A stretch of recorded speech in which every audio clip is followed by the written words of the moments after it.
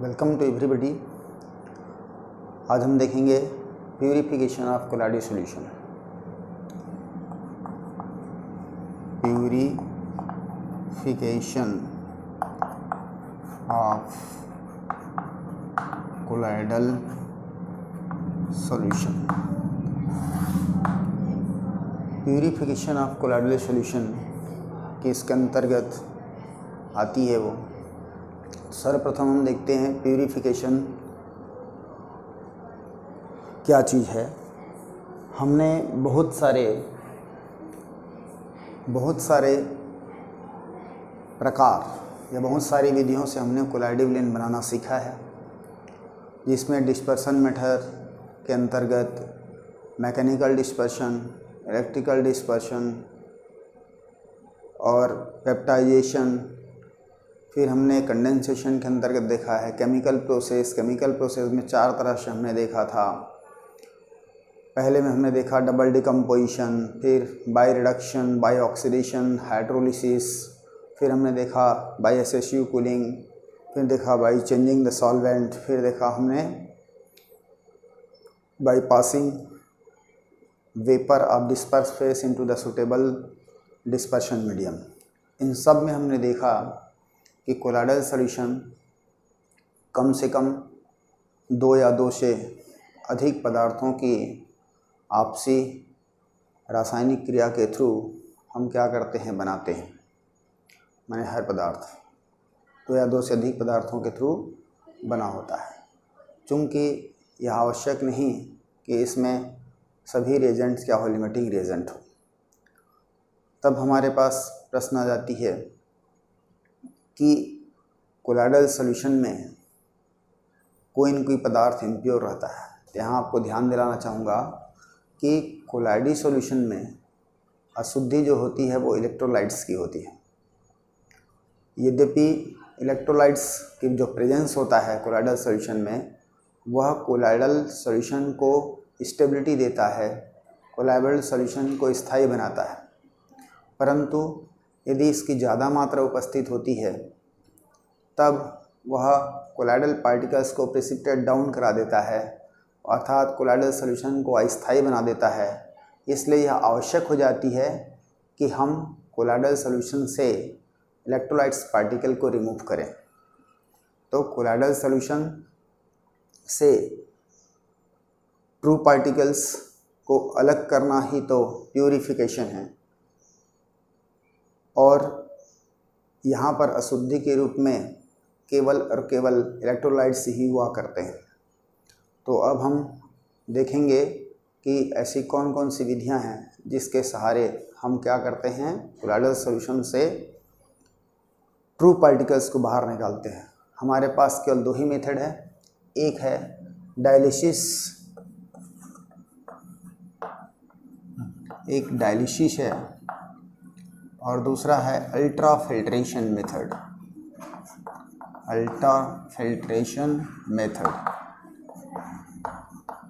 अब यहाँ पर हम देखेंगे डायलिसिस क्या है। मैं यहाँ पर थोड़ी सी इस घटना को हम अपने दैनिक जीवन से जोड़ते हैं। हमने छानने शब्द से या फिल्ट्रेशन शब्द से काफ़ी वाकिफ़ हैं। हम देखते हैं हम अपने घरों में बहुत सारे पदार्थों को छानना पड़ता है उपयोग करने से पहले, जैसे हम चाय को छानते हैं। तो फिर यहाँ पर इसको डायलिसिस नाम क्यों दिया गया, यहाँ पर इसको फिल्ट्रेशन नाम क्यों नहीं दिया गया? तब आप देखिए कि मैं चाय पत्ती या चाय को छानने की बात करूं, तब हम देखते हैं कि जो चाय होती है, चाय का जो सॉल्यूशन होता है वो क्या होती है, ट्रू सॉल्यूशन होता है। और उसमें इम्प्यूरिटीज़ के रूप में क्या रहती है, चाय की पत्ती मीन्स सस्पेंडेड पार्टिकल होता है। तो छानने की प्रक्रिया में हम क्या करते हैं, ट्रू सॉल्यूशन से सस्पेंडेड पार्टिकल को रिमूव करते हैं।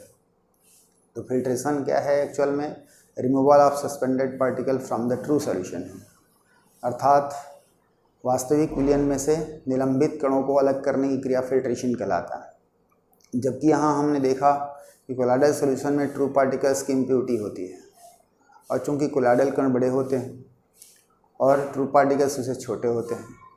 तो यहाँ पर अगर इसको छान दें हम तो क्या हो जाएगी, ट्रू पार्टिकल्स के स्थान पर कोलाइडल पार्टिकल रिमूव हो जाएगा, और इसलिए हम इस घटना पर इसको फिल्ट्रेशन वर्ड यूज़ नहीं करते। यहाँ पर क्या घटना हो रही है कि हमको बड़े आकार के सॉल्यूशन से, मीन्स कोलाइडल सॉल्यूशन से ट्रू पार्टिकल्स छोटे आकार के कणों को हटाना होता है। तो यह फिल्ट्रेशन का एक तरह से जस्ट अपोजिट है। इसमें क्या होती है, removal of true particles from the colloidal solution, ये कहलाता है डायलिसिस। डायलिसिस का मतलब क्या हुआ कि कोलाइडल विलयन में से विद्युत या ट्रू पार्टिकल्स या वास्तविक विलयन या वास्तविक कणों को बाहर निकालने की क्रिया क्या कहलाती है, डायलिसिस कहलाती है। Removal of true particles from the colloidal solution. The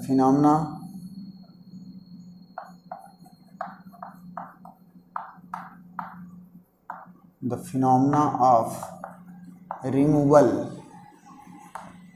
of true particles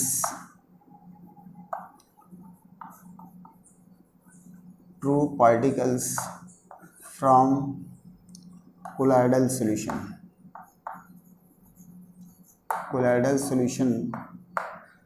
is called dialysis. ये डायलिसिस कहलाता है। तब आप समझ गए होंगे फिल्ट्रेशन की क्रिया में ट्रू सॉल्यूशन से सस्पेंडेड पार्टिकल में निलंबित कणों को बाहर निकाली जाती है, जबकि डायलिसिस की प्रोसेस में कोलाइडल विलयन में से ट्रू पार्टिकल्स को हटाई जाती है। अब हम देखेंगे डायलिसिस कैसे होता है। तो यहाँ पर देखिए क्या क्या ज़रूरत पड़ती है। यहाँ पर एक डायलिसिस बैग होता है, मान लो ये डायलिसिस बैग मानते हैं हम लोग, और ये डायलिसिस बैग पार्चमेंट पेपर या फिर क्या होती है,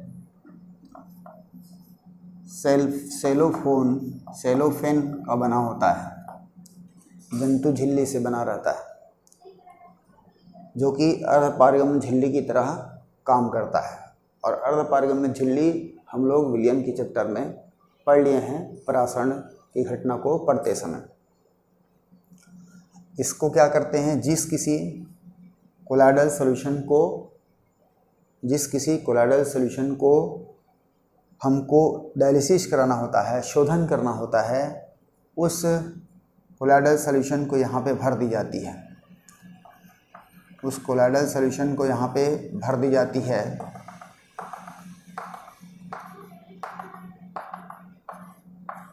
ये हमारा इम्प्योर कोलाइडल सॉल्यूशन है, और इस को यहाँ पर धागे से हैंग कर दी जाती है, और फिर इस पूरी डायलिसिस बैग को पानी से भरे हुए पात्र में डुबा दी जाती है।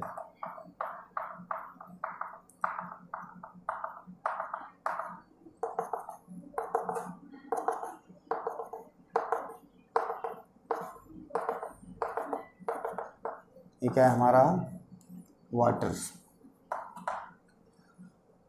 जैसे ही इस व्यवस्था को प्रदान की जाती है, मीन्स पानी से भरे हुए पात्र में डायलिसिस बैग, जो उसमें कोलाइडल विलयन भरा है जिसका शोधन करना है, अगर डुबाया जाता है, और यहाँ पर इसको देखो हैंग कर दिया गया है। इस साइड से अगर वाटर को इनलेट करने की सुविधा दी जाए, और इधर क्या करते हैं, वाटर का आउटलेट सेक्शन लगा रहता है,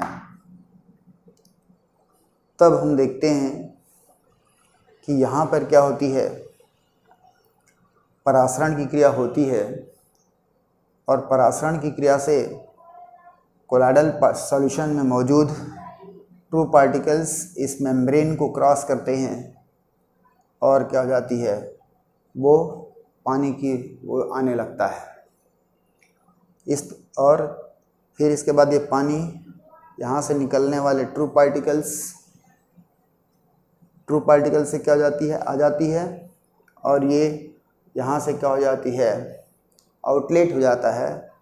और इस घटना को अगर कुछ देर के लिए छोड़ देते हैं तब कोलॉइडल विलयन में मौजूद समस्त ट्रू पार्टिकल्स क्या मेम्ब्रेन क्रॉस करके पानी में डिसॉल्व हो जाते हैं, जो कि आउटलेट ट्यूब से क्या हो जाती है, बाहर हो जाता है। और कोलॉइडल सॉल्यूशन ट्रू पार्टिकल से क्या हो जाती है, रिमूव हो जाता है। चूँकि इस घटना को होने में, कंप्लीट डायलिसिस होने में, मीन्स कोलॉइडल सॉल्यूशन को ट्रू पार्टिकल्स फ्री होने में काफ़ी समय लगता है, इसलिए यहाँ पर इस घटना को फास्ट करने के लिए या डायलिसिस को तेज़ी से करने के लिए, रैपिडली करने के लिए इलेक्ट्रोडायलिसिस की भी किया जाता है। तब हमारे पास, अब हम देखेंगे इलेक्ट्रोडायलिसिस क्या है। इलेक्ट्रोडायलिसिस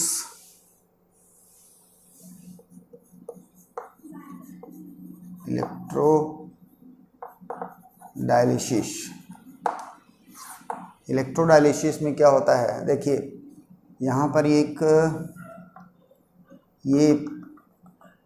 एक पात्र होता है और इस पात्र को हम मेम्ब्रेन से क्या कर देते हैं, अलग कर देते हैं, और ये पात्र क्या हो जाती है, 3 सेक्शन में बढ़ जाता है, या 2 सेक्शन, अगर सर्कुलर पाथ में 2 सेक्शन होगा। यहाँ पे हम भर देते हैं कोलॉइडल सॉल्यूशन को, इम्प्योर कोलॉइडल सॉल्यूशन को। ये है इम्प्योर कोलॉइडल सॉल्यूशन, और ये हमारा है पार्चमेंट पेपर है। और यहाँ बाकी 2 हिस्सों को पानी से भर दी जाती है, बाकी 2 हिस्सों को पानी से भर दी जाती है।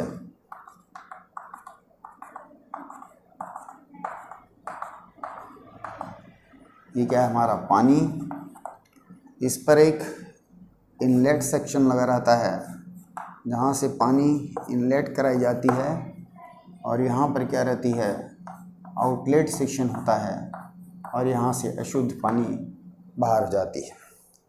साथ ही साथ यहाँ पर एक मेटालिक प्लेट लगाया जाता है, और एक को माइनस प्लेट, एक को प्लस प्लेट बनाया जाता है सोर्स से जोड़ करके।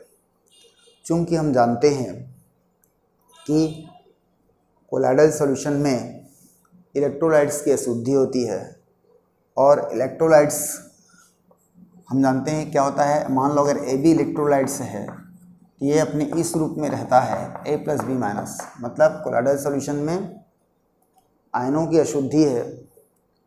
जब हम इम्प्योर कोलॉइडल सॉल्यूशन को इलेक्ट्रिक फील्ड के बीच में रखते हैं, तब इसमें मौजूद ट्रू पार्टिकल्स जो आयनिक अवस्था में हैं, वो अपने आवेश के विपरीत आवेश की ओर, प्लेट की ओर क्या करते हैं, तेज़ी से गति करने लगते हैं, और इसलिए यहाँ से क्या होगी, निकल के ये इस प्लेट के आएंगे। जितना भी इसमें इम्प्योरिटीज़ होगा, मान लो ये निगेटिव प्लेट है, तो ये जहाँ जितना प्लस आयन होंगे ट्रू पार्टिकल्स के, वो इस वॉल को क्रॉस करके इधर आएंगे, मेम्ब्रेन को क्रॉस करके इस साइड पे आएंगे, और इसमें जितने नेगेटिव फ्रैक्शन होंगे वो पॉजिटिव प्लेट की ओर क्या होते हैं, मोशन करते हैं।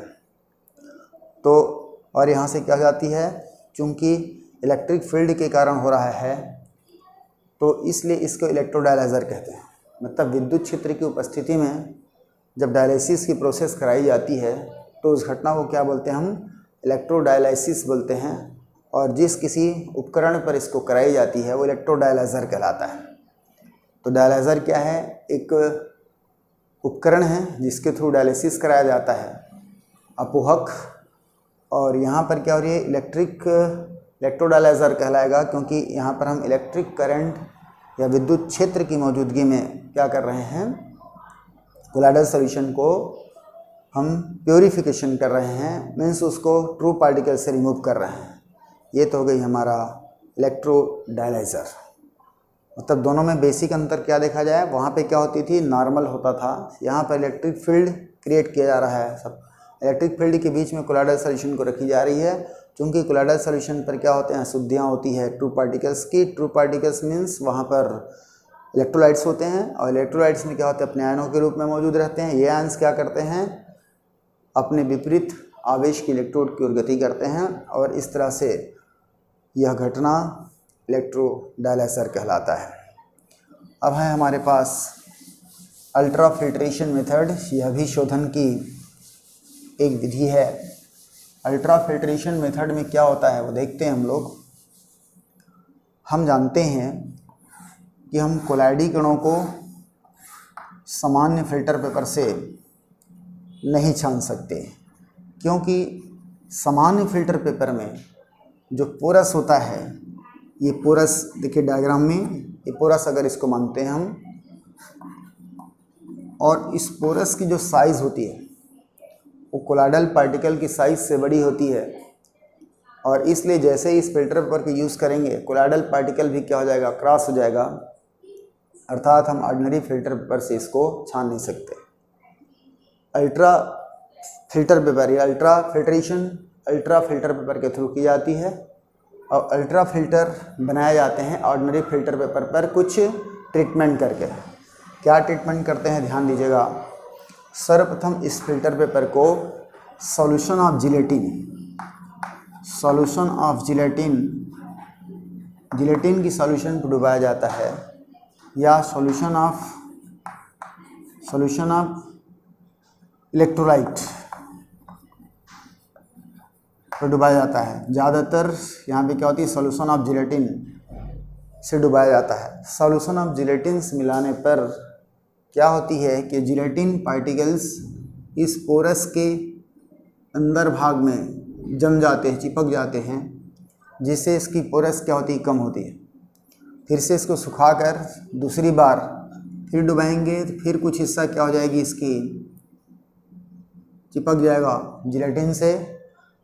फिर कह रहे ऐसे अगर हम कई बार करते हैं, देख लो हर बार क्या हो रही है, इसकी साइज़ छोटा होते जा रही है, हर बार इसकी साइज़ छोटा होते जा रही है। और यहाँ पर जो बहुत बड़ा छेद था वो क्या हो जाता है, छोटा हो जाता है। इस घटना को बोलते हैं इम्प्रेजनेशन। इस घटना को बोलते हैं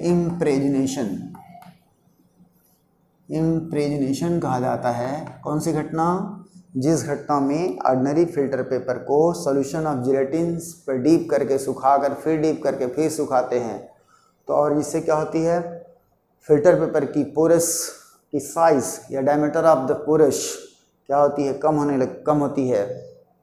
और ऐसा करने से एक स्टेज ऐसा आता है कि ये जो पोरस है वो अल्ट्रा पोरस में कन्वर्ट हो जाता है, बहुत ही फाइन पोरस में कन्वर्ट हो जाता है।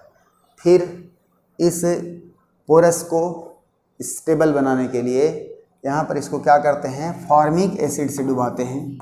तो फार्मिक एसिड से डुबा के जब सुखाते हैं तो क्या करती है, ये जो पहले से जो हिस्सा जिलेटिन के द्वारा कवर्ड था वो हिस्सा क्या हो जाती है, हार्ड हो जाती है। और हार्ड हो जाती है ताकि छानते समय यह इसकी साइज़ स्टैंड रहे, बना रहे, मीन्स डायमीटर ऑफ पोरोसिटी क्या होना चाहिए, बना रहे। इसलिए पहले सॉल्यूशन ऑफ जिलेटिन पर डीप करके लास्ट में जब अल्ट्रा पोरस हो जाता है, डायमीटर की साइज़ या पोरस की डायमीटर, उसमें इसको फॉर्मल्डिहाइड से डुबा दिया जाता है, और इस तरह से इसकी साइज़ छोटी जाती है।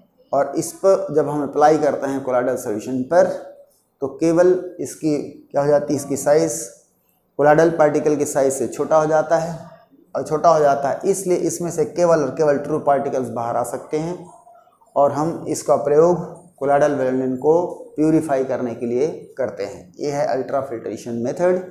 मतलब यहाँ पर बेसिक चीज़ क्या है, ऑर्डिनरी फिल्टर पेपर को सॉल्यूशन ऑफ जिलेटिन से इम्प्रेजनेट किया जाता है, और फिर इसके बाद इम्प्रेजनेट करने से इसकी जो diameter of the pores decrease होने लगता है। इस घटना को बार बार रिपीट करने से एक स्टेज ऐसी आती है कि डायमीटर ऑफ पोरस क्या हो जाती है, कोलॉइडल पार्टिकल की साइज से छोटी हो जाती है और इसलिए क्या होगी, उसमें वो क्रॉस आउट नहीं होगा। फिर इस पोरस को स्टेबल बनाने के लिए, पोरस को हार्ड बनाने के लिए इसको क्या फॉर्मेल्डिहाइड सॉल्यूशन पे डिप करा के इसको ट्राई की जाती है। फिर इसका उपयोग कोलॉइडल सॉल्यूशन को छानने में प्रयोग किया जाता है, मीन्स टू पार्टिकल्स को बाहर करने में निकाला जाता है। ये तो हो गई डायलिसिस। हम अगली वीडियो में लेके आएंगे प्रॉपर्टीज ऑफ कोलॉइडल सॉल्यूशन।